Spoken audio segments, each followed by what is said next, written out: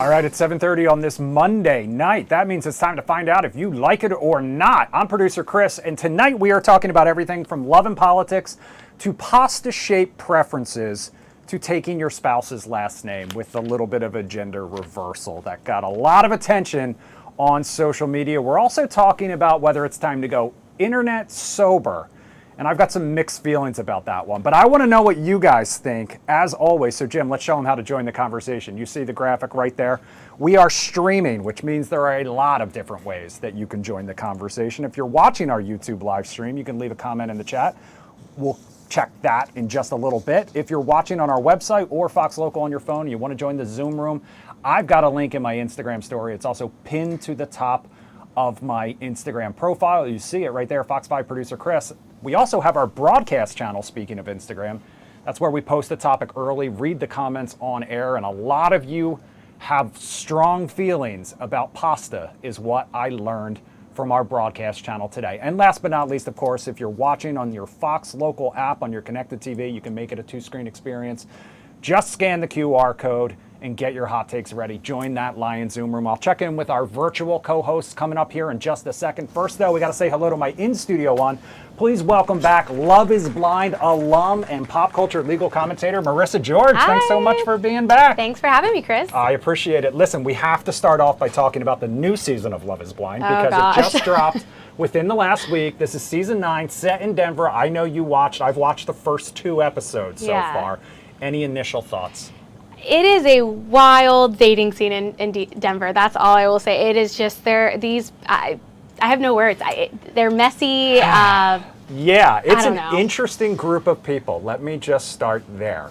I got texts from 2 of my friends who were also big fans of the show this weekend, basically just saying, have you watched yet? And when I said no, they just said, strap in, because we're not going to give any spoilers, just in case you want to get caught up. I know all of you out there on the edges of your seat for Love is Blind, but we're gonna connect and talk offline about it a little more. Yeah, I think it's a pretty big mess this season, so we'll see.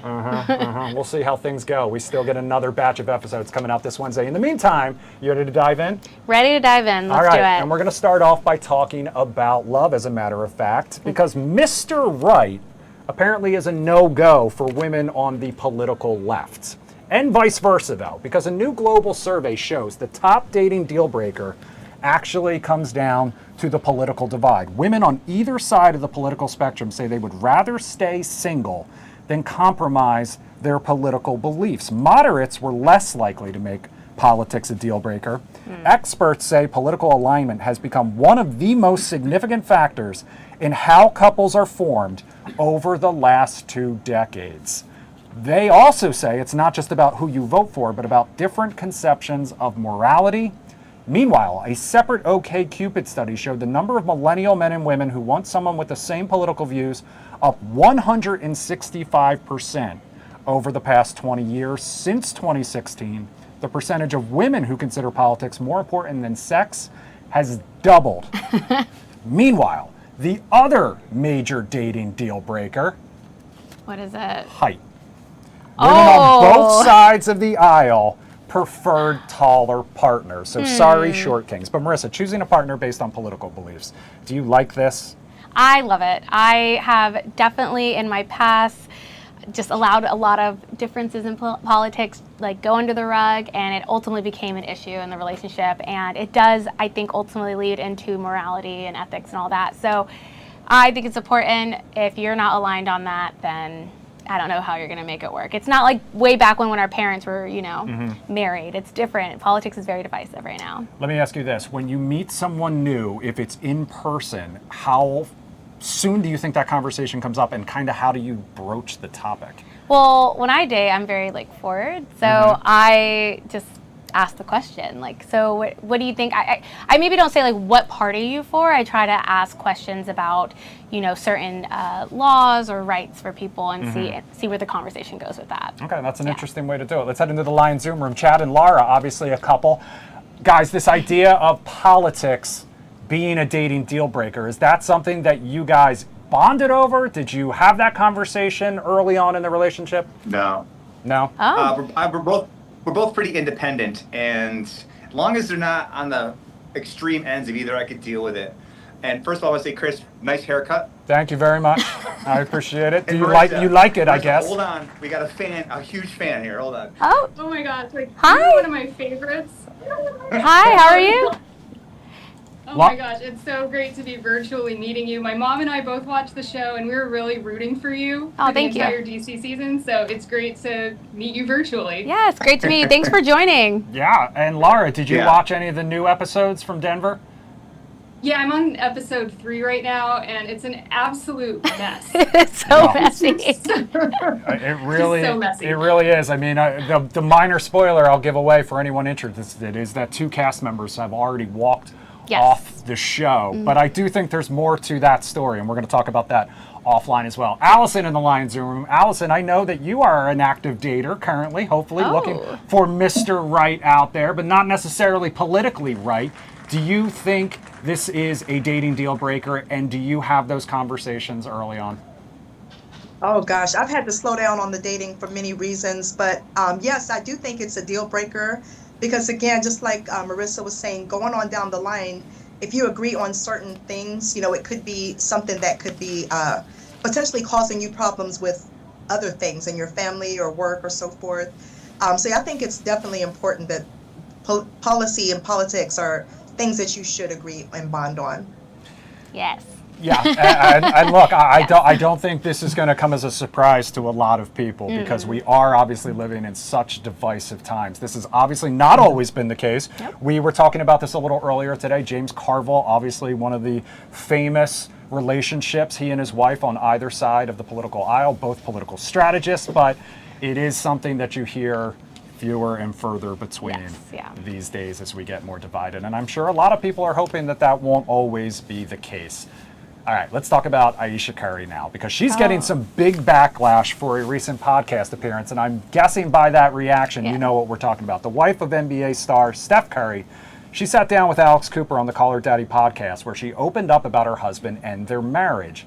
And she revealed she initially did not want kids or to get married at all. Instead, she said she wanted to focus on her career. She went on to add that, quote, "I spent my entire life trying to work towards something and then it kind of just disappeared and I didn't think twice about it." Now, if you are unaware, Ayesha and Steph have been together for nearly 20 years and they have 4 kids together. So Marissa, do you like her honesty or do you understand the backlash? I love her honesty. I do not understand the backlash. I think her experience is not that rare. I think there were a lot of people in her shoes who got married super young, who that wasn't necessarily their plan. It just kind of what happened, and they chose, you know, their family over their career. And now, as they get older, they're recognizing, you know, or reflecting on the past and wanting to do different things. I don't get the backlash. I don't understand why people are so upset about it. I think it's a very common thing. She's not the first person I've ever heard talk about it. I just think I don't get the backlash. Maybe I'm missing something, but I love the honesty and I think it's right. Like, I think that times have changed and she could now go into her career if she wants. I think she should focus on that. And I mean, obviously, she's had a very successful career as both an author and a chef and an actress. Allison, do you think some of the backlash has to do with the fact that when you put these comments out there that maybe someday down the road, her kids will be old enough to kind of hear it and feel a certain way about it? That may be some of it, and I can understand that as a mother too. I would never say something like that publicly or to have my children think something negative. But again, you know what? People are too judgmental. A lot of the people that are judging her are probably jealous because she is in a point in her life where she can do whatever she wants to do for whatever reason or however. And as a mom, like I've literally been momming for over 30 years, and to have freedom and be able to, like myself, I'm an entrepreneur now. It feels good and I'm proud to be able to do that. So if she wants to express that in her way, people should not be upset or jealous with her. I'm actually happy for her. Mm-hmm. Yeah, actually the kid thing is interesting, the backlash of like her kids are going to see this, but my mother has always said she never really wanted children, but I have never questioned whether that means she doesn't love us or doesn't want us. It's just, they're also, you know, this was Ayesha's first time on earth as well, and she had her own dreams and goals outside of her children, and that doesn't make her love her kids anymore. So hopefully they'll understand. David, I'm going to throw a little curveball at you. Thank you so much for joining us on this Monday night, but One of the comments I heard earlier when we were talking about this on the morning show was that people aren't sure if Steph would even get asked that same question, and if he did, if the backlash would be as big. Do you agree with that? I don't. Yeah, I mean, I see where that point is coming from. I don't think he would get asked the same question, but I do think it's very similar to what a guy would get asked or a guy would get judged with, and that's what it sounds like Ayesha Curry's going through to me is. It's a midlife crisis, you know. Natural thing with everybody. It's just it's kind of a matter of life. As your life develops, you get decades down the road and you look back and see how you spent your life, and there's stuff still left on the table. You didn't leave a perfect life. You didn't get everything in life that you wanted for, and so you start trying to correct and come back to other things. In her case, she started a family early, wants to go back to career now. I had a similar experience where, like, my first, 20 years of my adult life, very well developed my career. Personal life, suffered, and so I've tried to, work it back towards the other direction. And so I think it's okay that she's going through that. It's natural. I mean, nobody's life is perfect, and you only have one life to live, and so much little time on the clock. Got to try to get into life what you can. But would Steph be asked different questions or in a different way? I could see that, but I don't think we should, get all bent out of shape. It's still the same thing one way or the other. Well, if nothing else, I'm sure a lot of people may have seen themselves in her. Yes. And maybe be inspired by her reinvention or just kind of that reassessment of life and kind of where you want to go from here. Because Alex Cooper, obviously, she asks great questions, she gets great answers, and she reaches a lot of people. So, as always, you can weigh in on the YouTube comment section if you have any thoughts and opinions. Speaking of marriage, though, let's talk about another couple that shocked the internet and got a lot of backlash in the process, when they posted their post-nuptial TikTok. Influencer Anna Muller and her husband Cameron shared the moment he came home after legally changing his last name to hers, complete with the dance video, as one does. They celebrated with a dance party, but not everyone was cheering them on. While the video racked up more than 2 million views, it also got some backlash from critics calling it embarrassing. The couple says they were surprised by their reaction, adding a name doesn't define a man, character does. So Marissa, a husband taking his wife's last name, do you like this or not? I think it's a beautiful thing if that's what the couple wants to do. I mean, people who are mad about it, what are we mad about exactly? I mean, women are not property that go under their husbands anymore, so it doesn't make sense to be up in arms about the man taking the name. So I think it makes sense. I like it. I don't know personally if I would do it, but I don't know. Like, I'm not against it either. I like it. I will share from my point of view. My last name is Smith, as you know. It is an extremely common and sorry, Mom and Dad, if you're watching, but it is a boring and bland last name, okay? So let me just start there.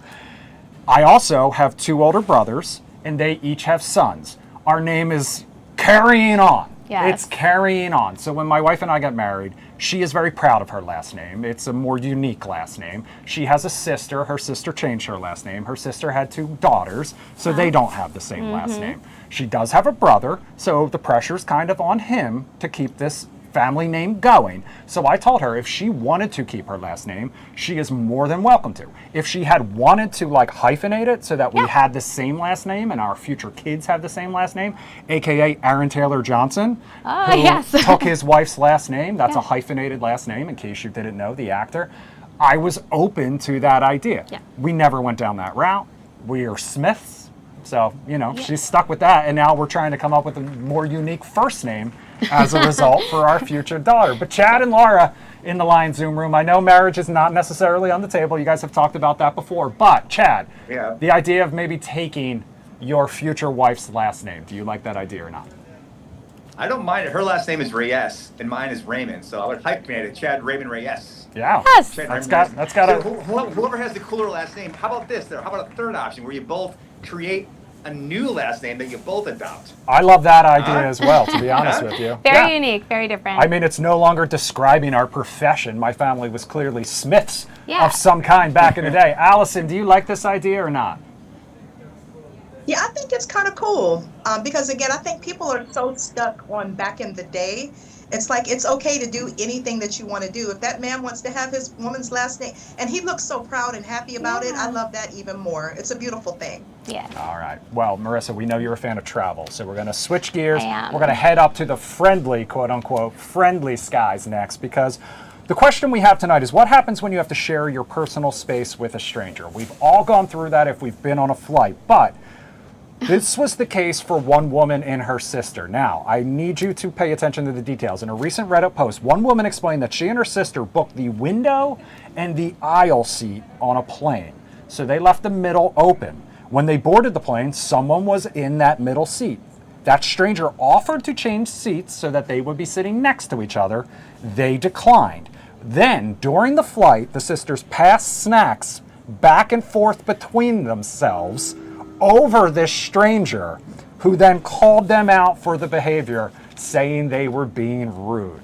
So booking solely the window and the aisle, because you know if you do that, you are hoping no one ends up between you, or they are just so like scared of being between you that they're going to move, I'm thinking, Yeah, right? So do you like this or not? You know, I'm like in the middle. I don't like it. I think that there's a respectful way they could have passed snacks back and forth, or maybe not do it so excessively. I'm guessing based off this man's or the person's reaction. I just guessed it was a man. I don't know. Probably was, but yeah, I think that they were probably just being obnoxious about it because for whatever reason. So yeah, it's kind of weird. I don't know. They should be more respectful. I don't like it. Have you had any travel horror stories personally on a flight? I mean, sometimes it's uncomfortable. I tend to, if I get in a middle seat, sit next to like larger muscular guys, and they, you know, I'm supposed to have the two armrests, and they don't. That drives me insane. The man spreading. That drives me absolutely insane. But otherwise, no, I feel like I've had pretty decent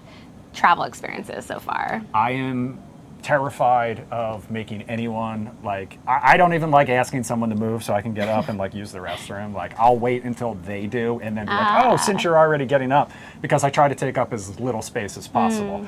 David, if you were stuck in that middle seat and two people are passing things back and forth across you, how long would you be able to bite your tongue?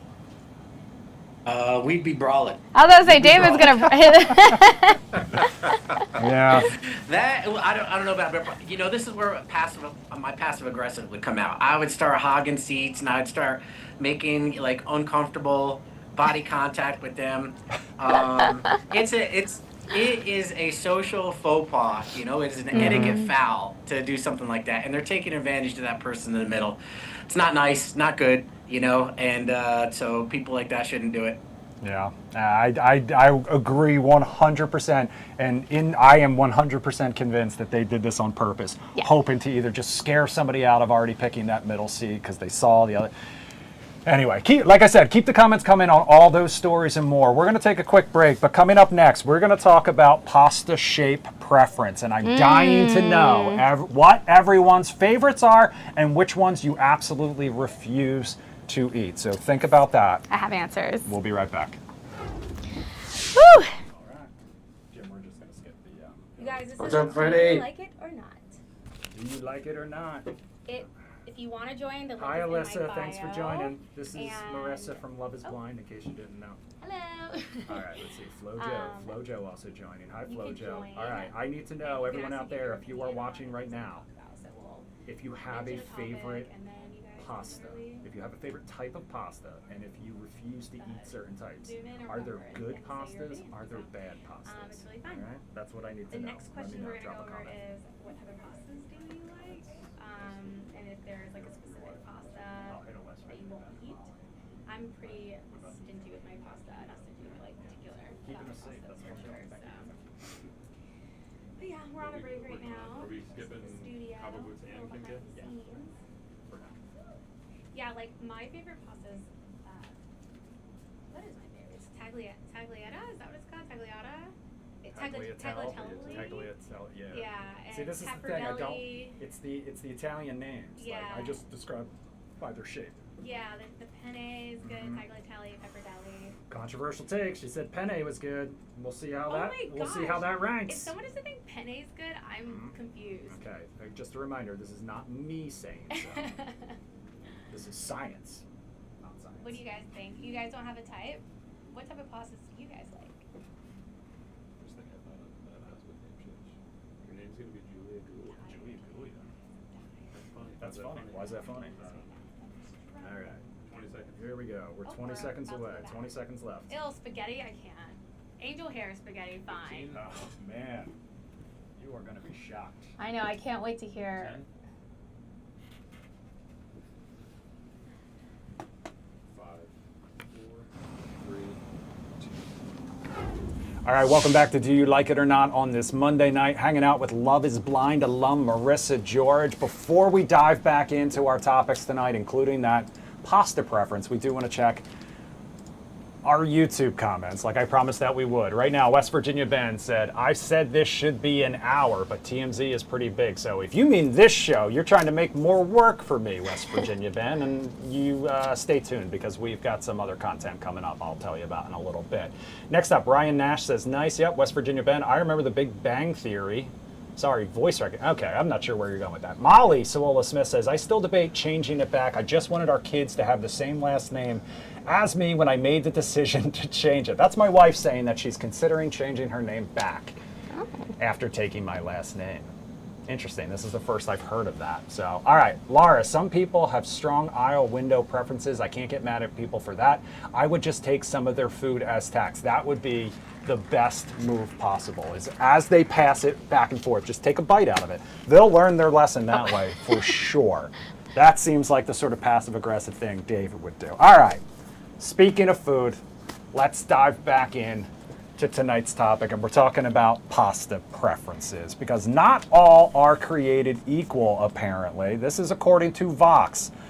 We're talking about pasta shapes here. Vox recently took a closer look at quote-unquote bad pasta shapes and why they even exist.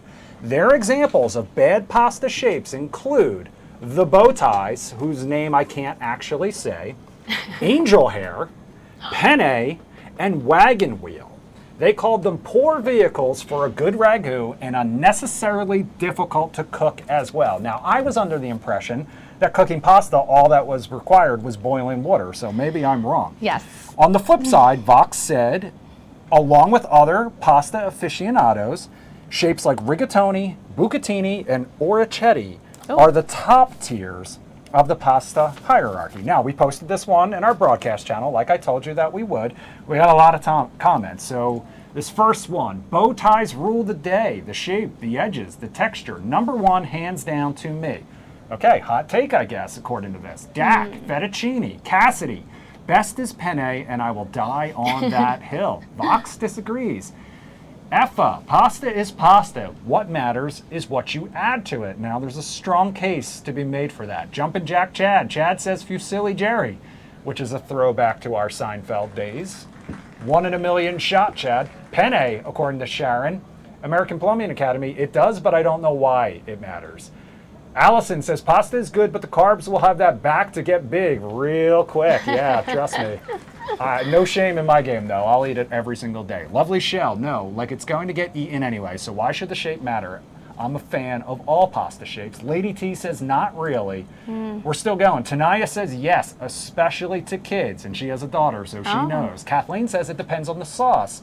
Cavatappi for red or meat sauce, and I love a bow tie with a cream sauce. Okay, interesting. Bow tie. Maggie, not a fan of angel hair, but love any type. Shayla, ziti every time, and Bisma says penne, or the short, twisty ones. Marissa. Oh my gosh, Chris. First of all, I'm Marissa George, extra carbs. Okay, I love carbs. But pastas do have. They taste different based off the shape. They really do. I don't know what it is, but I'm a rigatoni lover. Pepperdelli, which is like those flat ones.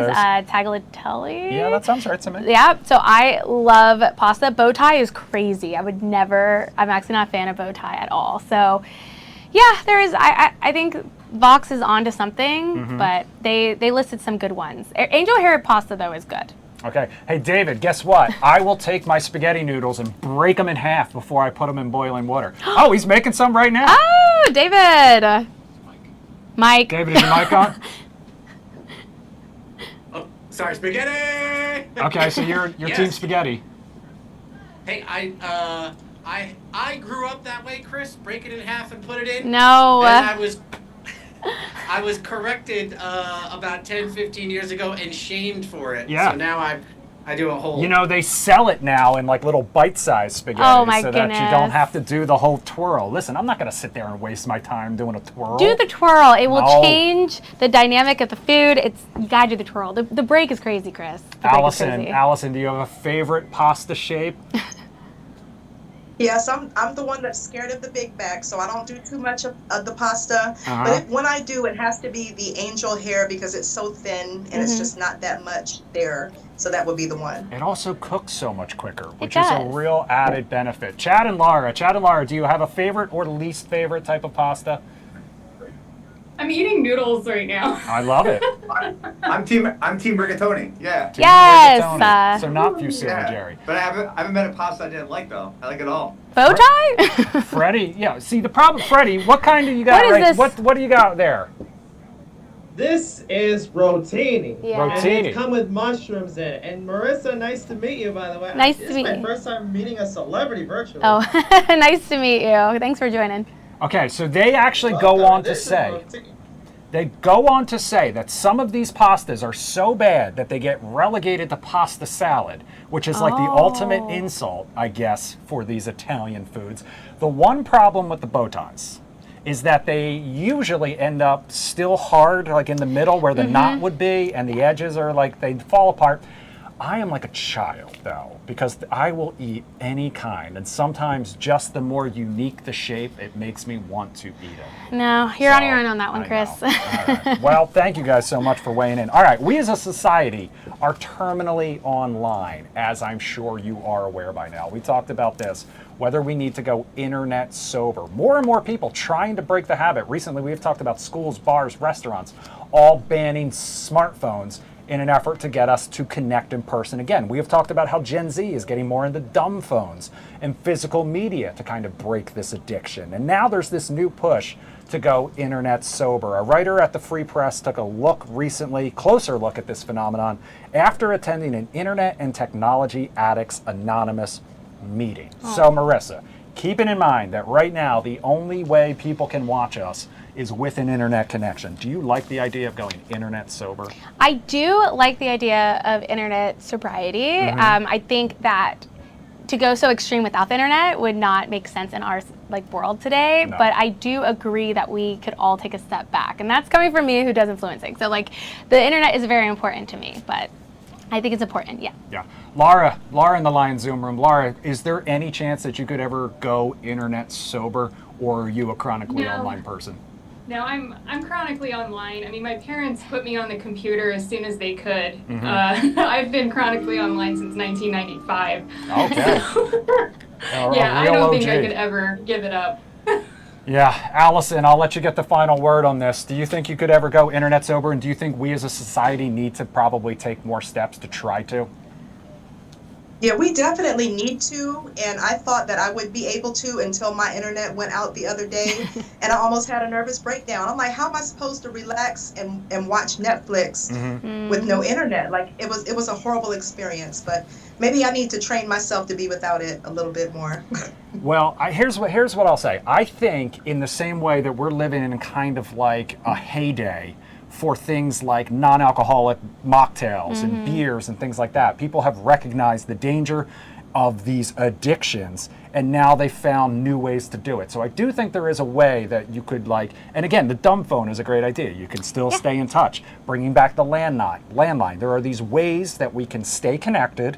You can have access to things. Yeah. I also like the idea some families are doing like a personal computer in one room of the house. So you can't sneak away. You can't go scroll for hours on your phone. I like that. There's ways to do it. That's for how sure. I grew up And I with love mine. that we're kind of going back Yeah. to that, especially just as I'm about to have a child. So for producer Jim, I'm producer Chris. Marissa, thank you so much for joining us. Thank you. Hopefully you'll be back soon. I will be back, yes. All right. You'll see me again. And when she does, just a reminder, everyone, you can join that Lion Zoom room and hang out with us. We'll be back tomorrow night. Have a great night. Awesome, thank you. Thank you. You don't mind hanging out for just a couple more Yeah, minutes? absolutely. Let me All hop right, off thank this you, thing. TikTok, everybody. All right, TikTok. Jim, We're do you mind done. bringing up the If you did two-shot, not and join I'll us ask this Lucy time, about definitely join doing a us record? next time. I will make sure you know when I'm coming on. Do You Like It or Not is on every night, and the link is in my bio, so you can always log on, even if I'm not here. Yes, I'll go. So, Right over there. Yep. yeah, hopefully you guys enjoyed. Do you like it or not? I am tired. Okay, hopping off. Thanks, guys. Thanks for joining. All right. Whew. I was struggling today on the energy. I was like, I don't know.